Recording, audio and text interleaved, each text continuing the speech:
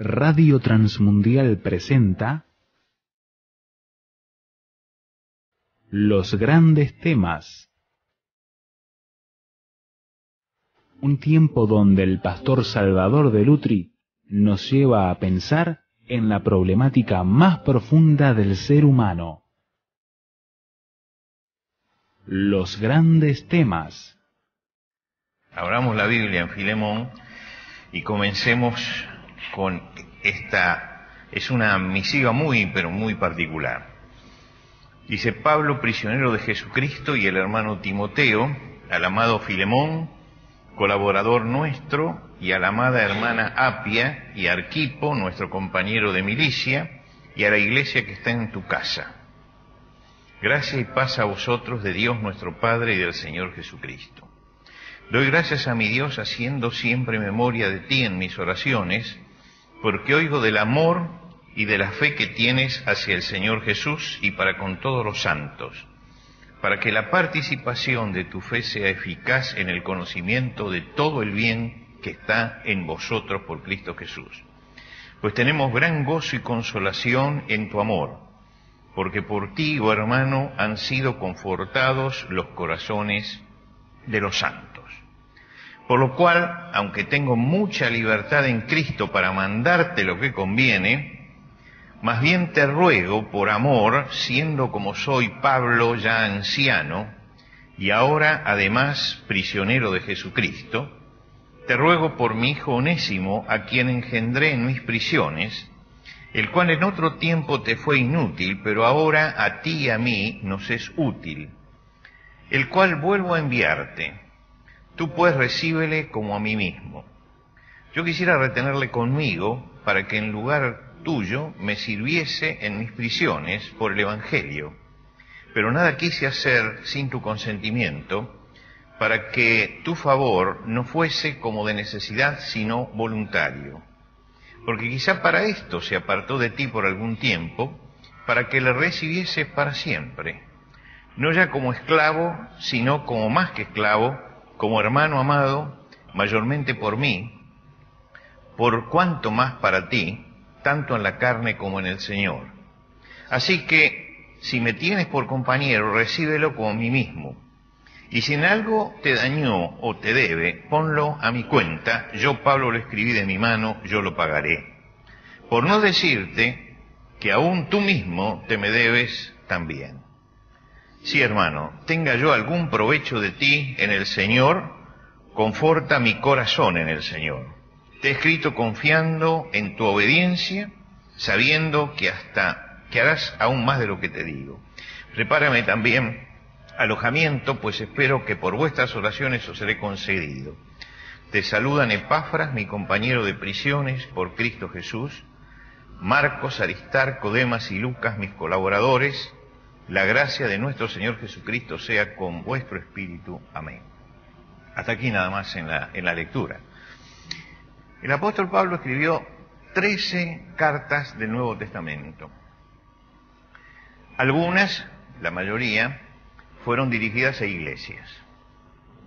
La carta a los romanos, la carta a los efesios, las cartas a los filipenses, las cartas a los gálatas, son cartas dirigidas a las iglesias para exponerles doctrina, para aplicar la doctrina a la conducta y para corregirlos. Hay otras cartas que fueron escritas a obreros, como en el caso de las dos de Timoteo y de Tito, que eran para capacitarlos ministerialmente, para explicarles qué era lo que tenían que hacer. Son instrucciones prácticas para el obrero. Filemón es una carta única, distinta a todas las demás, porque puede calificarse como una carta privada. Es la única carta privada que tenemos de Pablo. Intuimos que Pablo era un hombre de escribir muchas cartas, era la forma de comunicación de aquel tiempo. La única forma de comunicación que no fuera cara a cara era a través de las cartas, que debe haber escrito muchas, pero la única que Dios conservó y que se coloca en el Nuevo Testamento es esta. Y es una carta muy significativa. Yo cuando leo Filemón pienso en ese refrán que decimos nosotros: las apariencias engañan, ¿no? Las apariencias engañan.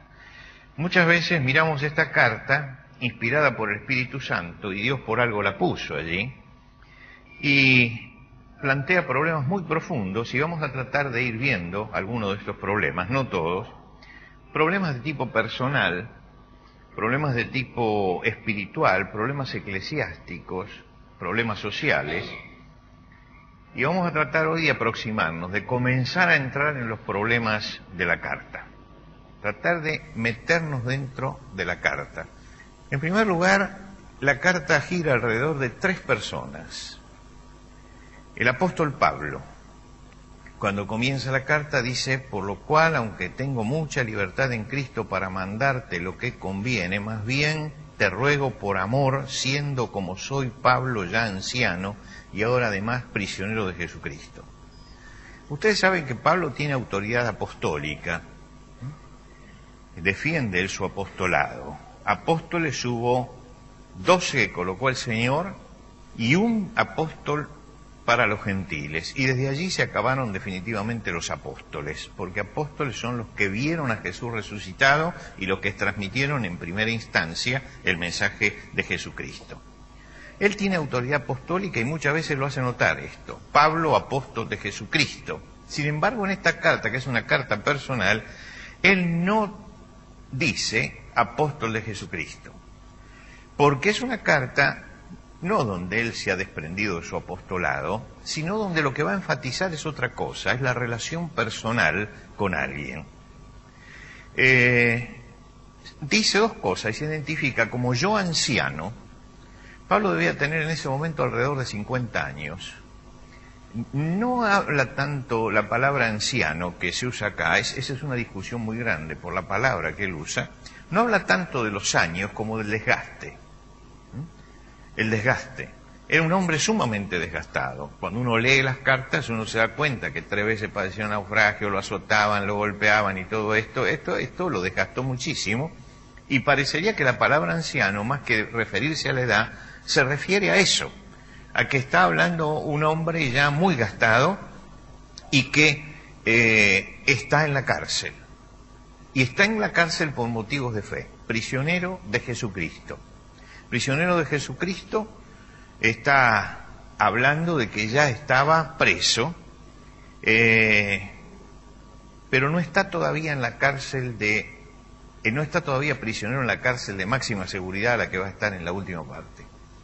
Porque fíjense que cuando él escribe, por ejemplo, la carta a Timoteo, cuando escribe la carta a los filipenses, él habla ya de una visión terminal de la cárcel, es decir, yo ya estoy por ser entregado y el tiempo de mi partida está cerca, ¿no?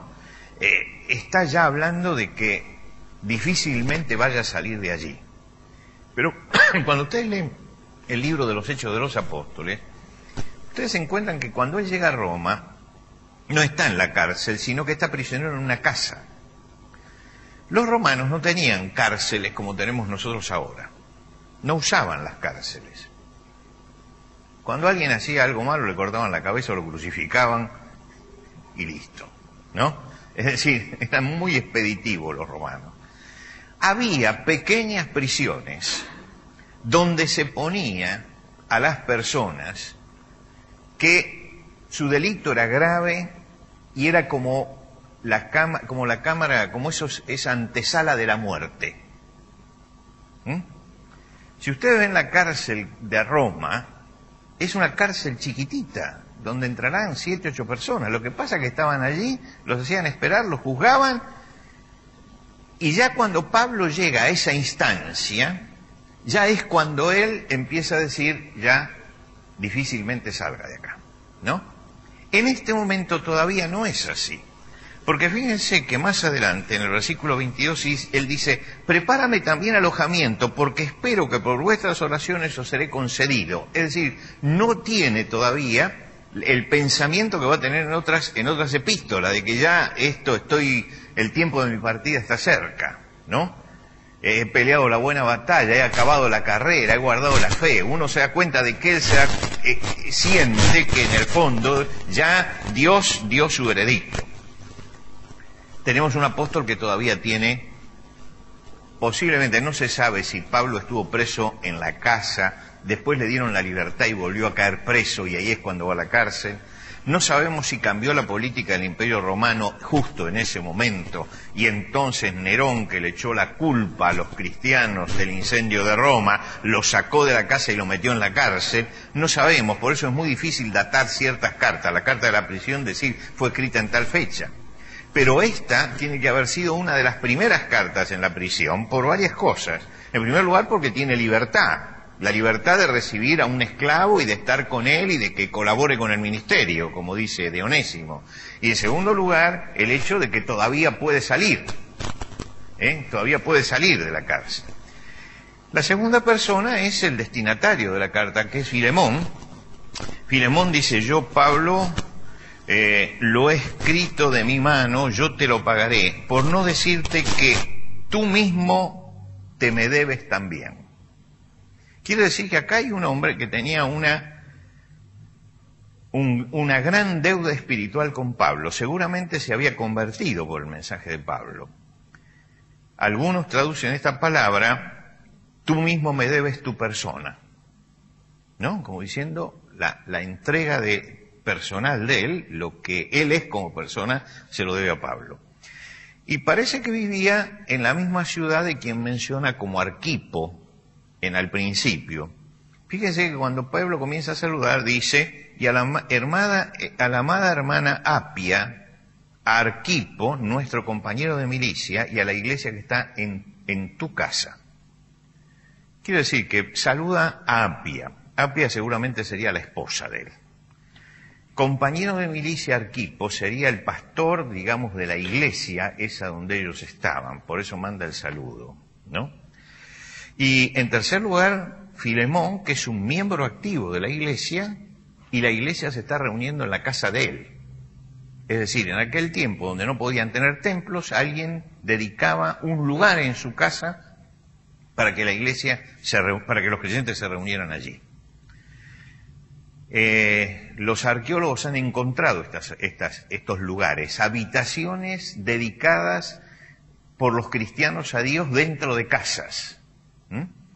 No podían tener propiedades, porque las propiedades dedicadas al culto de Jesucristo eran confiscadas, pero alguien abría un lugar en su casa, y entonces allí sí podían reunirse, porque era una casa particular, y parece que él fue uno de los que había abierto su casa para esto. Filemón entonces posiblemente viviera en Colosas. ¿Por qué? Porque le dice, decid a Arquipo, mira que cumplas el ministerio que recibiste del Señor. Y Arquipo se lo menciona en Colosas. El asunto en Colosenses se lo menciona. El asunto es que la carta esta, que se manda a los colosenses, también iba a ser leída en la iglesia en la Odisea. Entonces no se sabe si él saluda a Arquipo porque pertenecía a la iglesia en Colosas, o si saluda a Arquipo porque Arquipo pertenecía a la otra iglesia donde también iba a ser leída la carta. Por lo tanto, es muy difícil pensar dónde vivía este Filemón y dónde estaba este Arquipo junto con él. Y el tercero es Onésimo. Onésimo es un esclavo de Filemón que se escapó, fugitivo. Quiere decir que tenemos a Pablo, el apóstol, que está en Roma, un esclavo que se escapó, que era esclavo de Filemón. Filemón era un miembro de la iglesia que abría su casa para la iglesia y se fue a Roma. Ahora, ¿por qué se fue a Roma? La ciudad imperial era cosmopolita. Entonces el extranjero que llegaba a Roma no causaba sospecha, porque todos llegaban a Roma y salían de Roma. Era más fácil para un fugitivo, para un esclavo fugitivo, meterse en Roma que meterse en cualquier otro lado. La gran ciudad permitía que no fuera señalado ni buscado con tanta rapidez. Entonces, muchos esclavos cuando se escapaban, ¿qué buscaban? Buscaban el gran conglomerado de gente para mezclarse allí, sobre todo si era una ciudad donde había muchos extranjeros, porque si había muchos extranjeros ellos podían mimetizarse mucho más fácil, no llamaba la atención. En cambio, en las otras ciudades que eran mucho más pequeñas, el que llegaba como forastero llamaba mucho la atención. Lo que quiere decir que se fue allí y no sabemos por qué, no tenemos certeza, se puso en contacto con Pablo. Y se puso en contacto con Pablo hasta tal punto que se convirtió al Señor. Y conversa con Pablo y resulta que fue siervo y se escapó de la casa de Filemón, que Pablo lo conoce. O a lo mejor Onésimo lo fue a buscar porque asustado por algo dijo, el que conoce a Pablo es él, el que conoce a Filemón es Pablo, y se fue a verlo. Puede haber sido también eso. Había una ley en aquel momento que si un esclavo se escapaba y se refugiaba en la casa de un amigo de su amo, no le caía el peso de la ley. A lo mejor él pensó eso, que lo estaban persiguiendo y que se tenía que acercar a alguien que conociera a su amo para que una ley, creo que la había puesto Justino, esta ley, no lo alcanzara. Pero de alguna forma se contacta con Pablo y Pablo, preso, le predica el Evangelio y se convierte a Cristo. Ahora, se había escapado, era un esclavo fugitivo, pero parece que algo también se había llevado de la casa de Filemón, porque acá Pablo dice, y si en algo te dañó o te debe, ponlo a mi cuenta, yo Pablo lo escribo de mi mano, yo lo pagaré. Esto es como si se firmara un compromiso, por eso dice, yo Pablo lo escribo de mi mano, es como cuando usted dice, firmame un pagaré. Él lo está firmando, dice, yo voy a pagar todo, ¿no? Y lo manda de vuelta. Primer gran tema que plantea la carta es la situación de los esclavos, la situación de los esclavos y la situación de la Iglesia frente al tema de la esclavitud. Este es un tema social. La esclavitud entre los romanos era común. Más o menos el Imperio Romano tenía 180 millones de habitantes y 60 millones eran esclavos. Lo que quiere decir de que 1 de cada 3 era esclavo dentro del imperio. 1 de cada 3 era esclavo. Ahora, Pablo con esta carta tiene que enfrentar y se encuentra cuando Onésimo, el esclavo fugitivo, le dice que es siervo de Filemón, se encuentra con un problema. Y un problema grande. ¿Por qué? Porque en primer lugar el esclavo para los romanos era una cosa más, una herramienta. Galeno escribe una carta, Galieno, no Galeno sino Galieno, que es un escritor romano, escribe una carta, y en la carta dice, mi padre me enseñó siempre a no tomar por trágica las pérdidas materiales. Si se muere un buey, un caballo o un esclavo, no voy a hacer por ello un drama. Fíjense ustedes, cuando usted lee esto, usted se da cuenta que era un esclavo en ese momento. Se me muere un buey, se me muere un caballo, se me muere un esclavo, no voy a hacer un drama. Él lo está comparando con un caballo con un buey. Era la forma en que se encaraba la esclavitud. Ahora, esto no quiere decir que todos los esclavos eran ignorantes, había muchos esclavos ignorantes, pero había esclavos que eran profesores de gramática, por ejemplo, profesores de matemática, o arquitectos, o cantores, o comediantes, o administradores. Lo que pasa es que su nación había caído bajo las manos del imperio y entonces el imperio los llevaba como esclavos. Y a lo mejor tenían una persona que los educaba a los hijos, como se usaba en aquella época, les enseñaba, pero era esclavo. Y a lo mejor era más culto que su amo, pero era esclavo. Hay una obra de teatro que se dio hace mucho tiempo en Buenos Aires y que ojalá alguna vez se vuelva a dar, que se llamaba La zorra y las uvas. Y habla del esclavo Esopo, que tenía Jantos como su amo, y el amo era mucho más ignorante que el esclavo, y el esclavo le sacaba los problemas. Él hacía cosas y el esclavo le sacaba los problemas, y era muy interesante ver la relación que había, porque Figueiredo, que es el que escribe la obra, es un brasilero, tenía una capacidad, un conocimiento muy grande acerca de lo que era en ese momento la esclavitud. Quiere decir que no tenemos que pensar que todos los esclavos eran ignorantes. Había sí un grupo de esclavos ignorantes, pero todos estaban bajo el mismo régimen. Por ejemplo, cuando una esclava tenía un hijo, ese hijo pertenecía al amo. El amo sacaba entonces el cálculo. Bueno, me conviene tener a este chico porque voy a tener que invertir tanto en el crecimiento hasta que me sea útil. ¿No me conviene venderlo ahora? Porque siempre hay alguien que lo compra para criarlo. O no me conviene ponerlo como niño expósito para que se lo lleve cualquiera. O no me conviene matarlo. Es decir, eran esclavos.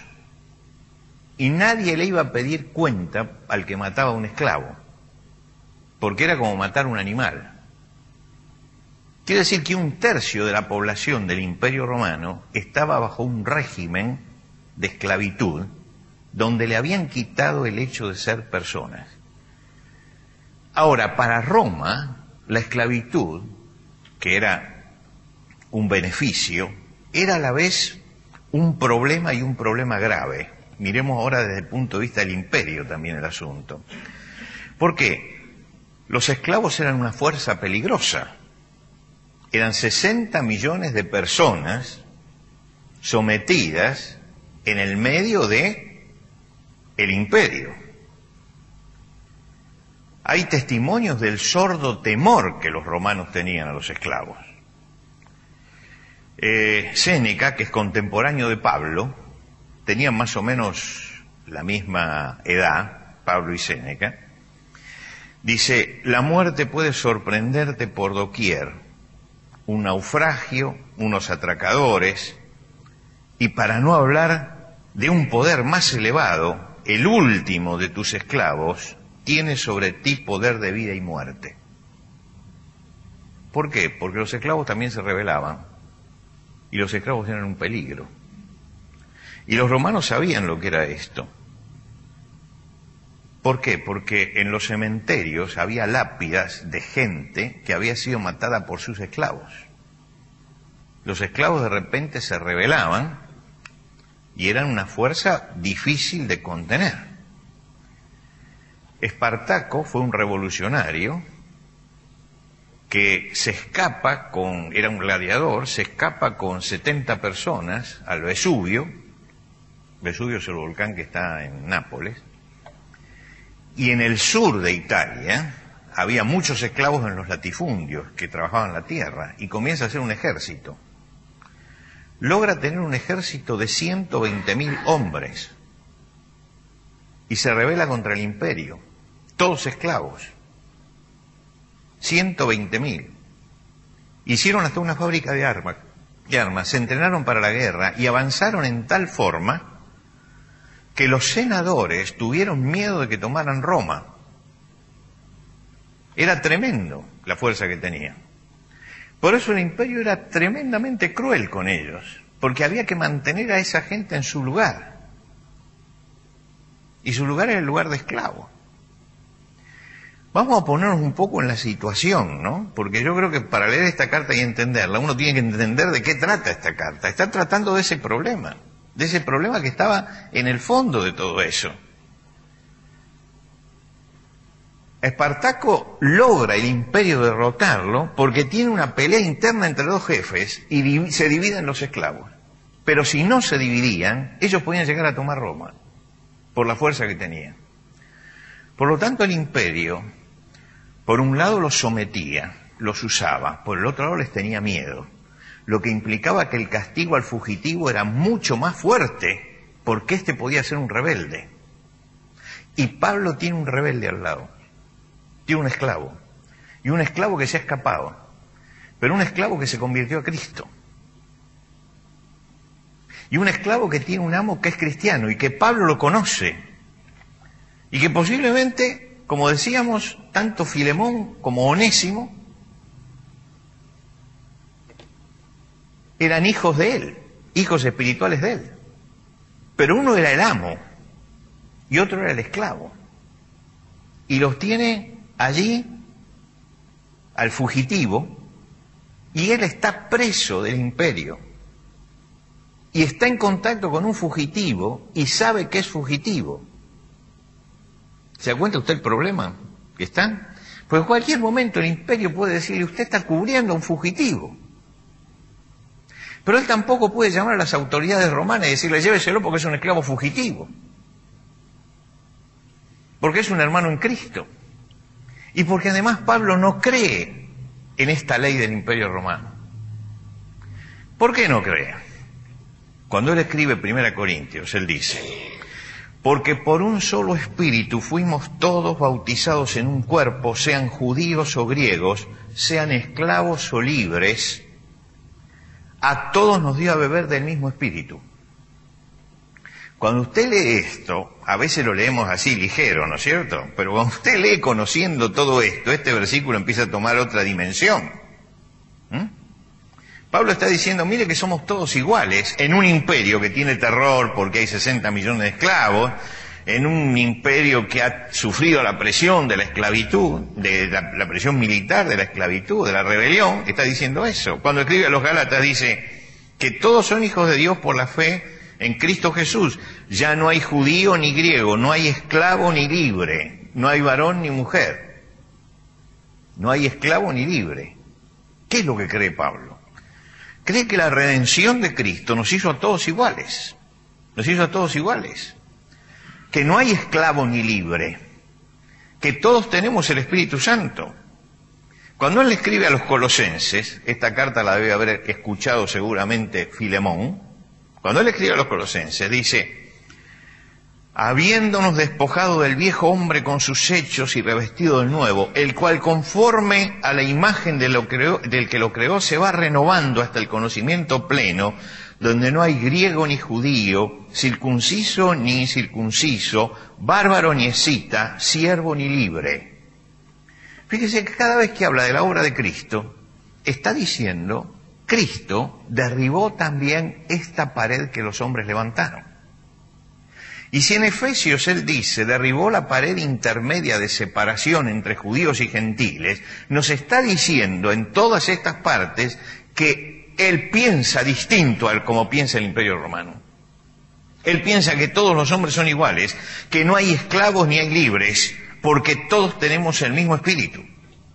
Que Dios toma a los hombres y no se fija en las diferencias raciales, ni sociales, ni nacionales. Por lo tanto, hay un encontronazo entre lo que el Señor ha enseñado y lo que el imperio hacía.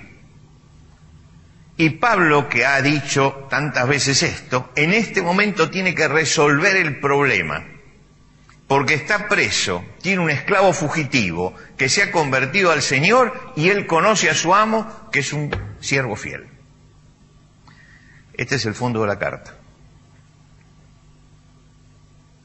De acá sale todo lo que la carta dice. Para Pablo, la unidad entre esclavos y siervos no se da más que por un cambio de corazón. Es decir, algo que solamente Dios puede hacer. Él dice, cuando Dios entra, ya no hay diferencia, pero mientras que Dios no esté presente, la diferencia está. La diferencia está. Sabe que por eso fracasan las revoluciones, porque las revoluciones quieren cambiar de afuera hacia adentro, y Dios dice que el cambio tiene que hacerse de adentro hacia afuera. Y Pablo dice, bueno, este imperio nosotros no podemos, imagínense si los cristianos empezaban a decir, estamos contra la esclavitud, los crucificaban a todos. La rebelión de Espartaco dejó 6.000 cruces en la vía Apia de esclavos crucificados, porque cuando vencieron, crucificaron a 6.000. El drama de la Iglesia cuando está en un mundo paganizado, y se empieza a ver que la ley que hay afuera contradice la ley que hay adentro. Cuando la ley que hay afuera empieza a contradecir la ley que hay adentro. Cuando el Señor Jesucristo dijo, sobre esta roca edificaré mi iglesia y las puertas del infierno no prevalecerán contra ellas, pensaba justamente en que los cristianos tenían que ser una comunidad nueva dentro de la sociedad. Una comunidad distinta, con una forma diferente de pensar y una forma diferente de vivir. Y porque tenían que ser una comunidad distinta, ellos iban a encontrar que había contradicciones entre las leyes y las costumbres de su sociedad, y ellos iban a tener que enfrentarlas. Pero no iban a poder enfrentarlas por las armas, ni por la fuerza. Tenían que enfrentarlas desde otro punto de vista. Y entonces tuvieron que resolver este problema, que era un problema grave. Y si ustedes leen la carta a los Efesios y la carta a los Colosenses, cuando él habla de amos y esclavos, Pablo pone responsabilidades en los esclavos y responsabilidades en los amos. Y uno dice, ¿pero cómo? ¿Está aceptando la esclavitud? No, está diciendo que el cambio tiene que venir por otro lado, que no tiene que venir por la fuerza, que tiene que venir por un cambio de corazón. Y le pide a los esclavos que cumplan con su deber como sirviendo al Señor. Y le pide a los amos que respeten a los esclavos, porque están hechos a la imagen de Dios. Es decir, está tratando de llegar con el mensaje en una zona álgida de la sociedad, en una zona tremenda de la sociedad. ¿Cómo actúo yo frente a esto? ¿Cómo actúo? Usted dice, bueno, pero ese no es un problema que tengamos nosotros. ¿Usted cree que no es un problema que tengamos nosotros? Ya las leyes de la sociedad ya están contradiciendo abiertamente el cristianismo. Vamos a suponer que mañana golpean aquí la puerta dos homosexuales y vengo a casarme. ¿Se da cuenta? Hay que responder. Porque la ley del país dice que eso es un matrimonio. Y la ley de Dios dice que eso no es un matrimonio.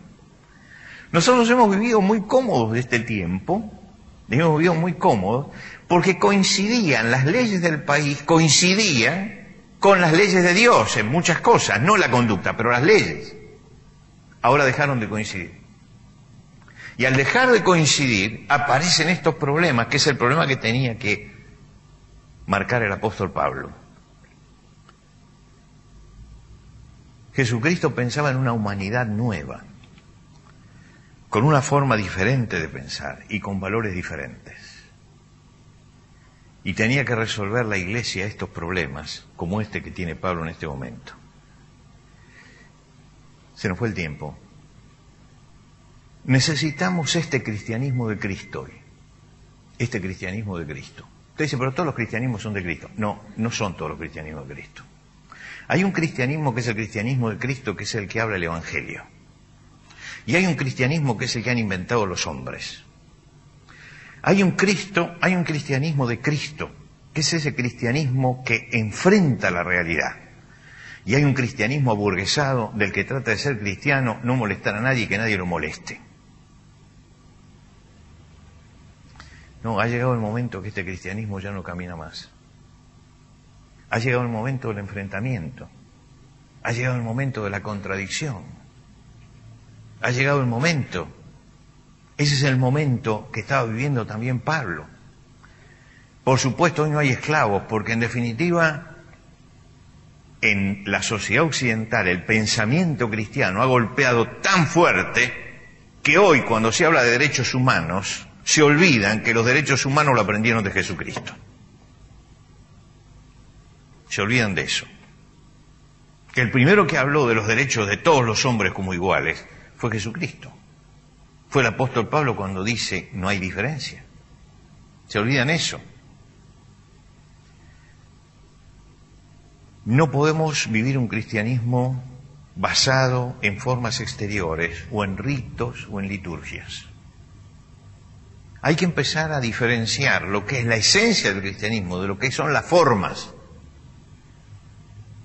A veces son las formas las que se discuten. Yo no discuto formas, nunca discuto formas. Lo que acá es la esencia, el problema esencial que tenemos. La obra de Jesucristo y los valores que Jesucristo enseñó es lo que la Iglesia tiene que predicar para que haya una sociedad y haya personas diferentes. Nosotros vivimos en esta sociedad y sabemos que esta sociedad no es nuestro ideal, no es el ideal cristiano. ¿Usted está conforme con esta sociedad? ¿Usted cree que esta sociedad es la sociedad cristiana, lo que Cristo quiso? No, no es esto. Y pertenecemos, por obra del Espíritu Santo, a otra sociedad. A otra sociedad. A esta sociedad que Jesucristo compró con su sangre, que es el pueblo de Dios. Y el pueblo de Dios es otra sociedad. Nosotros no podemos cambiar la sociedad, pero dentro de esa sociedad tenemos que ser un pueblo diferente. Y lo que Pablo va a explicar en esta carta es eso. No vamos a poder cambiar. No vamos a poder cambiar la sociedad. Pero uno puede vivir dentro de esta sociedad siendo un pueblo verdaderamente diferente. Vaya a su casa esta noche y vuelva a leer esta carta. Creo que después de esto usted la va a leer en una forma diferente. Es una carta durísima la que tiene que escribir Pablo en ese momento, porque está trabajando sobre el filo de la navaja. Él no cree que haya diferencia entre amo y esclavo, y ahora tiene un esclavo y un amo, y tiene que buscar una respuesta para ellos. Si Dios quiere, el miércoles que viene vamos a seguir hablando de la respuesta que da Pablo y de qué fue lo que Pablo realmente enseñó, que era lo que Jesucristo había enseñado. Señor, te rogamos esta noche que la palabra tuya, la visión esta grande que tiene el apóstol de lo que debe ser la sociedad, dada por el Espíritu Santo, por revelación tuya, pueda ser entendida, captada por nuestra mente, pero también pueda ser atesorada en nuestro corazón. Sabemos que la sociedad en la que vivimos es una sociedad difícil, es una sociedad con problemas, es una sociedad que se levanta contra tus leyes, y que nosotros tenemos que vivir en una sociedad que no es el ideal de sociedad, que no es lo que tú has enseñado, y que tenemos que comprometernos con el Evangelio de Jesucristo. Señor, te rogamos que en la lectura de esta carta podamos ver las maravillas de la gracia tuya, que puede superar todas las barreras y puede construir un pueblo diferente en medio de una sociedad pagana. Y te rogamos, Padre, que cada uno de nosotros podamos comprometernos en tal forma contigo que formemos parte de ese pueblo diferente, que vive diferente, que tiene valores diferentes y que es todo por obra de lo que Jesucristo ha hecho por nosotros. Bendícenos, Señor, y que la palabra tuya, a la que podamos volver nuevamente para leerla, para que llegue nuevamente a nuestro corazón, pueda mostrarnos el camino que cada uno de nosotros tiene que tomar frente a las demandas injustas de una sociedad pagana. Bendícenos, Señor, y acompáñanos ahora hasta nuestro hogar, en el nombre de Cristo Jesús. Amén.